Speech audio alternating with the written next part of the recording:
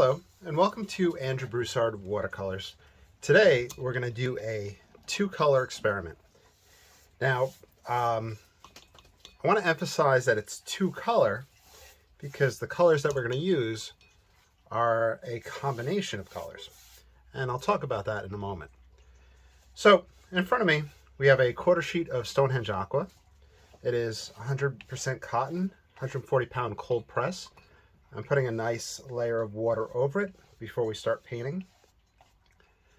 And we'll let it soak up and stretch while we talk about the tubes and the experiment. Okay, that should be enough for right now. So today we're going to play with two grays. We're going to look at Davys Gray and Paynes Gray. Earlier today I put them out just to kind of compare the two. Now I want to do a landscape painting with them. Now, the Van Gogh brand Davys Gray, I've never used Davys Gray before, and looking at it, it's three pigments mixed together: PBK11, PG7, PBR7. So from brand to brand it might change. So the reason I'm mentioning that is that when you have tubes that have multiple pigments in it, they might mix differently when mixed with different colors.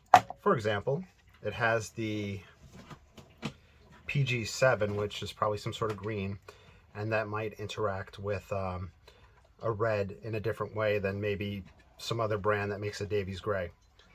But by the way, this color is like really beautiful, so I'm really looking forward to that. I have Cotman's Paynes Gray, and this has three pigments in it: PBK7, PB29, and PB15. Paynes Gray is usually a black with a blue in it. This has two blues, it looks like, and different brands it'll vary. So it'll be a black and a blue. So you can mix it on your own or just buy it pre-made. I have out a tube of the Da Vinci brand, which I've obviously used. Looking at it, it's PBK6, and then it says, when I try to pull it open, ferric cyanide blue, some sort of thing like that, which is PB27. I believe that's your Prussian blue. So you can see right there that those two brands, there's a difference between them. So you want to watch out for that, and also looking at pigments will help you see if a brand has a super cool name for something, like flashing light extreme orange. You can see its pigments, and you can see another brand and see what they have. Okay. Now, traditionally in the past, Paynes Gray, there was a painter, last name Paynes, I believe, Payne, and he made his gray from three colors: a blue, a red, and I think an ochre. And so that's switched over time with the convenience. Davys Gray, I don't know the history of. It rarely shows up on palettes. At least when I was getting into painting watercolors about 3 or 4 years ago, and I was looking through different palette options, Davys Gray just really never popped up, and I'm not sure why. So that's something to research. Now, as we start this painting, we're going to paint in the tonalist style. We're going to use the hake brush and the paper towel, and we're going to go back and forth. This is derived from the tonalist oil painters, who will mix a nice soupy mix with their linseed oil and their pigments, and wipe on and wipe off, go back and forth. I'm gonna have to put out a lot more of this Davys Gray. I find that it has a greenish feel to it, like a greenish gray. It's probably that PG7 coming through. And it just seems like it'd be great for just a moody, foggy sky.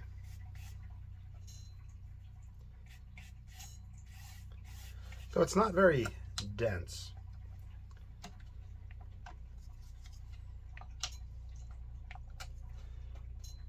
I'll probably go through a lot of it in this painting.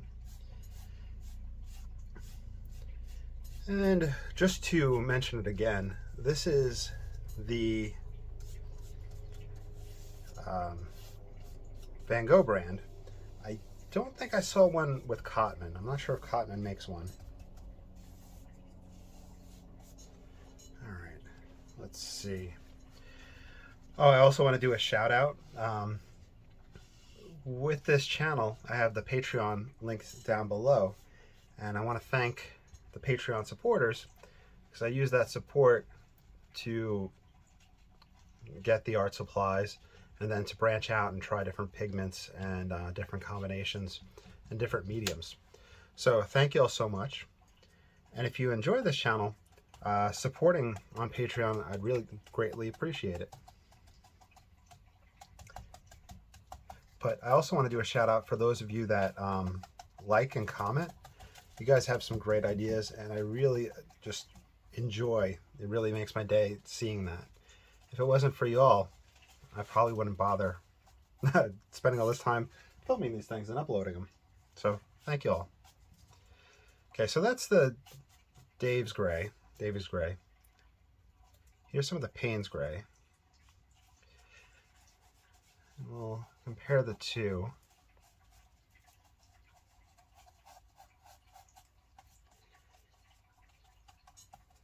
And I feel like this Paynes Gray is a little bit, I want to say purpler, if that would make sense.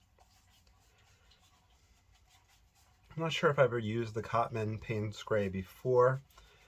Like I showed you, I had used the Da Vinci brand. Sorry, the Van Gogh. Yeah, Da Vinci brand. So it does differ from brand to brand. I did watch one video probably about a year ago where the gentleman was doing a demonstration for the probably the American Watercolor Society, and he mixed a gray from, I believe, cobalt, blue, and one of the blacks. I'm not sure if it was lamp black or ivory.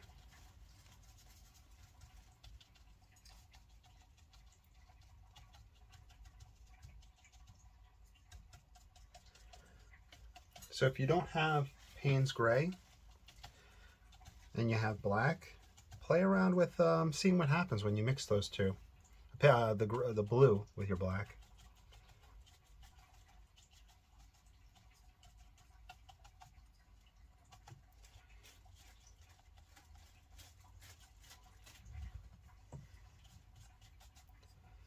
I always like Paynes Gray on the edge of a water, kind of making a little S-shaped composition.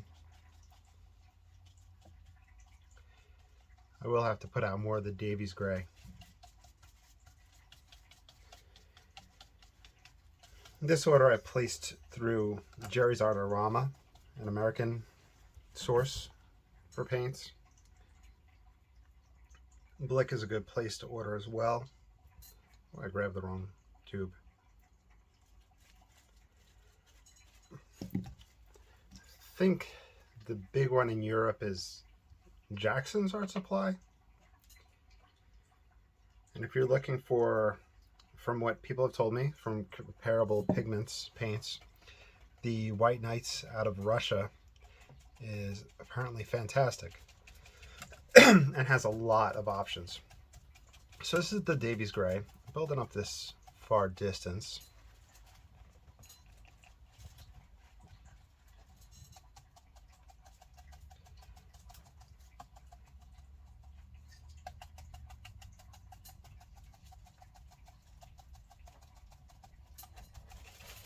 Let's see. I think a good way to describe this color would be almost a silvery pine needle.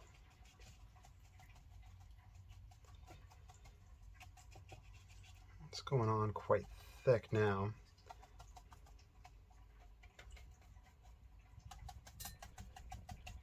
If you've used Davys Gray, let me know. Let me know in the comments below. Let me know what brand you prefer and what you like mixing with. If I'm going to continue experiment with it, like playing around, just seeing how it mixes. What would you like to see it with? What would you recommend? Etc. Build up this side.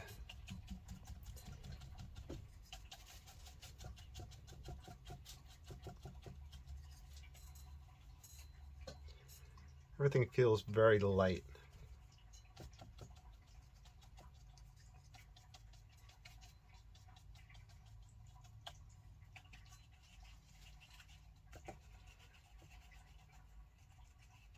Let's build up this mass in front of that background mass. Using the Paynes Gray to push forward.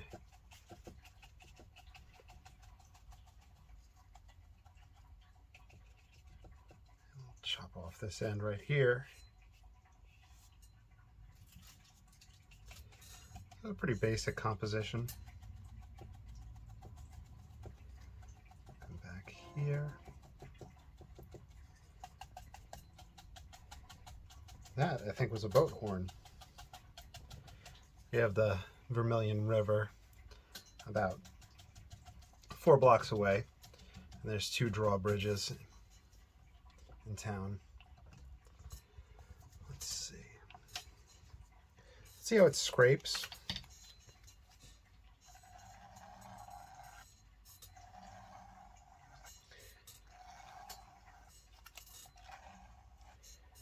Thinking that it might be a little bit warmer in my house and the paper wasn't super soaked because I'm getting whiter scrapes. I'm getting some black, but here you can see I just applied. So I think it's drying and soaking up pretty quick. Let's pull out some rock formations.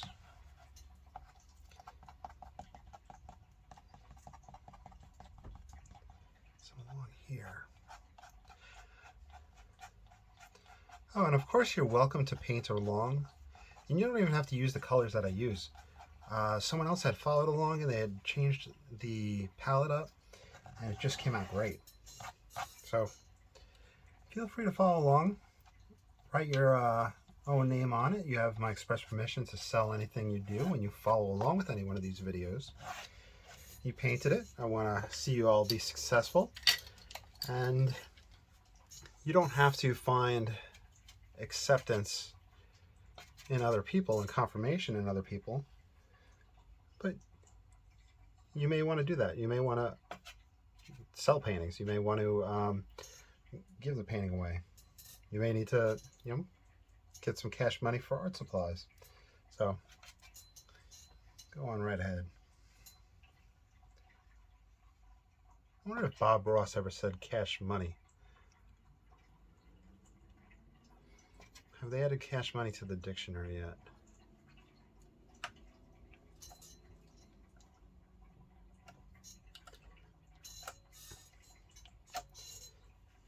Okay.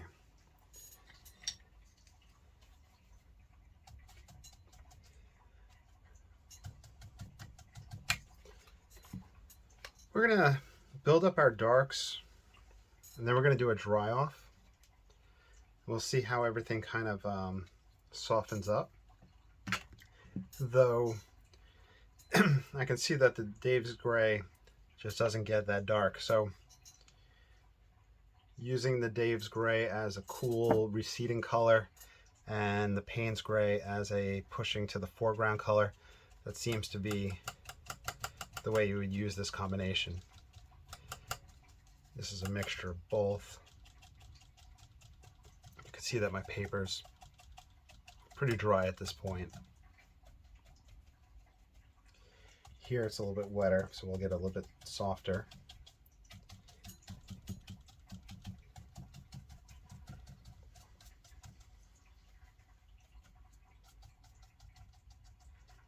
And Paynes Gray is notorious for me for softening quite a bit. Ranson, who this hake brush is from, the Ron Ranson hake brush, he said in one of his books he would do the wet and wet and do the Paynes Gray in the sky, like a large straight from the tube, and people would gasp and be astonished at the quantity and how dark it was, but he knew that it was going to lighten up as it dried. So that's one of the things you want to be aware of as a painter, how your pigments will dry, and anticipate those sort of things.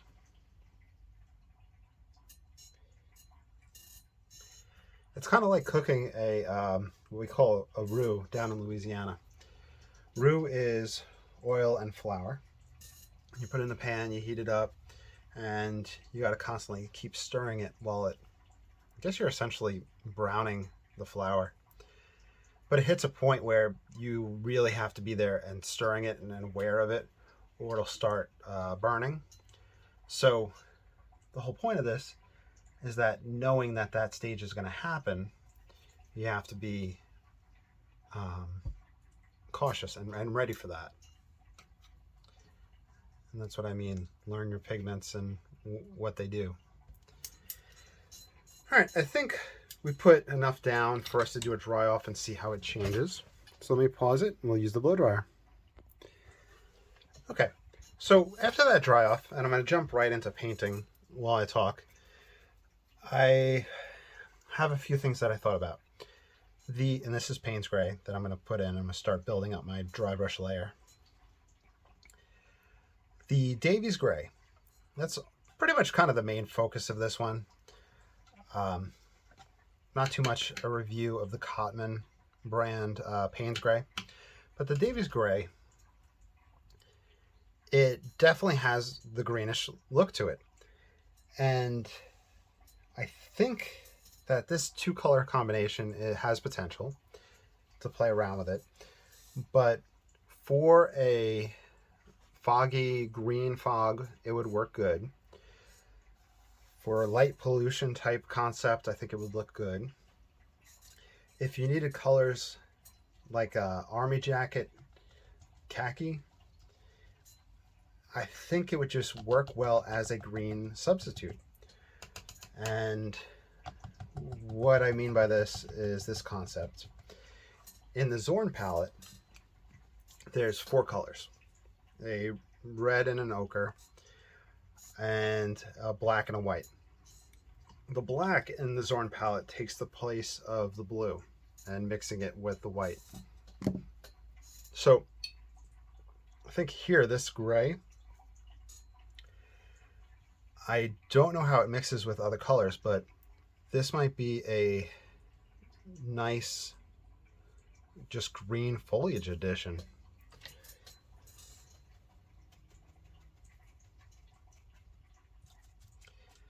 And if we wanted to, we could probably develop a minimized palette around it.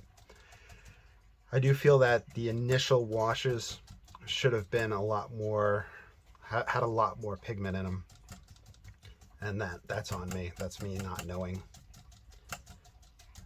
that. It's kind of like if I was to wash with ultramarine blue in the initial stage, I would use a smaller quantity of ultramarine blue because of how it is for me.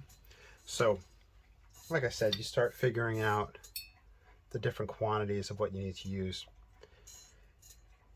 I'm always referencing texts and different things that I've read.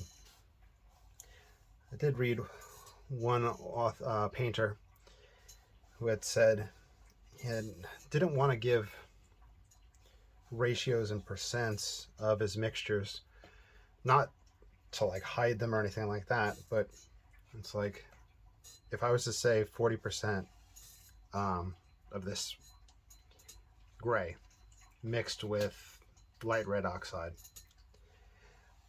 from there you might not know the brand that I'm using, the concentration of water, the surface that you're painting on top of.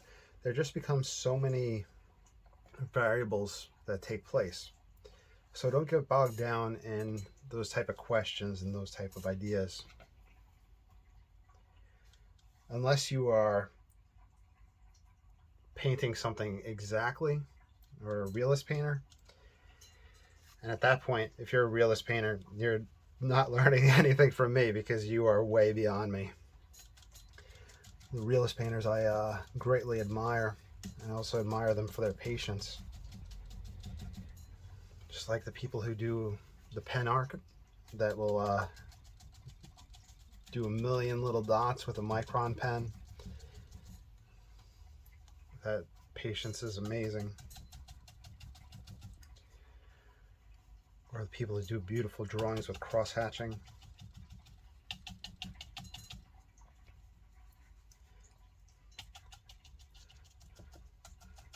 With me, if I had to sit there and do a drawing or a painting made of completely of dots, I know that at first I would probably be very tight and strict with the dots, and then I would start loosening up. And if you looked at the overall painting or drawing, it would not have a consistent flow to it, where you could see I would eventually rush spots. And that's something that I'm aware of for myself. And as an artist for yourself, you want to be aware of the things that you would do and how you would act. So if I had to do a dot drawing, I would have to really sit down and focus, spend numerous days on it.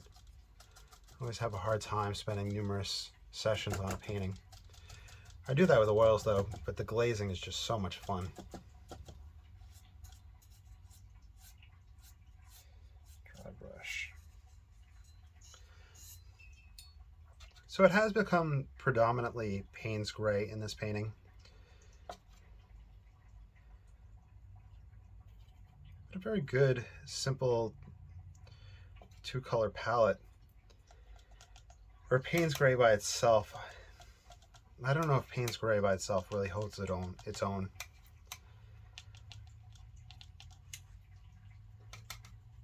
Like Burnt Umber. Burnt Umber is just the man, the woman. Burnt Umber can really just hold its own.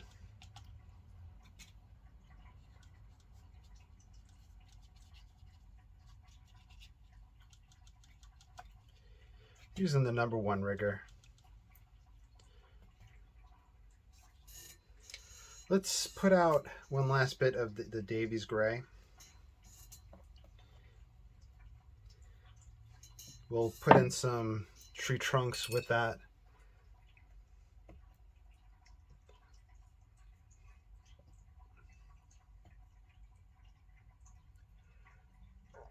I think Davys Gray would look good over the black ink experiments.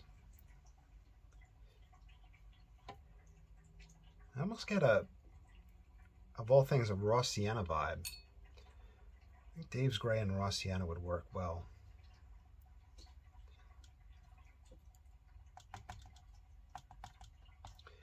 I don't really know any color theory with why some things would work well with each other, but there's a lot of different books out there on that. And if you like watercolor, Jane Blendell is a watercolorist, and she has just extensive knowledge on pigments and brands and experiments. If you're new to this channel and you've watched all the way through, you'll find that I'll often say, hey, go check out this other person, and direct people away from my page. So, but I want you guys to have access to all this stuff. I don't want to hide anything from y'all. Jane Blendell was very important to me when I was looking up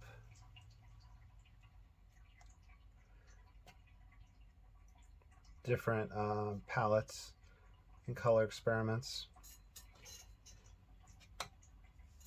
She even has a whole bunch of color wheels of 3-color palettes for little birds and stuff.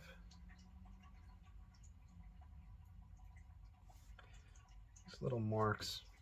I like these calligraphy type birds. I've been kind of letting loose a little bit more with those. All right, let's do our dry off. Okay, very happy with the results. Very cool color combination. Once again, thank you to my Patreon supporters for making this possible.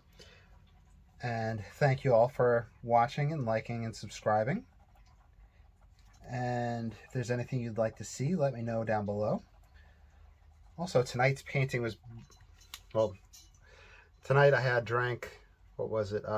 Harney's Wild Honey Bush Tea, where it's a plant that has kind of a honey type taste to it. Didn't really taste it too much, but it's a uncaffeinated tea, and I had to put a little bit of artificial sweetener in it, but pretty good nighttime tea. So I'll keep you guys posted on my tea experiments as well. Thank you all so much. Have a great night. Bye.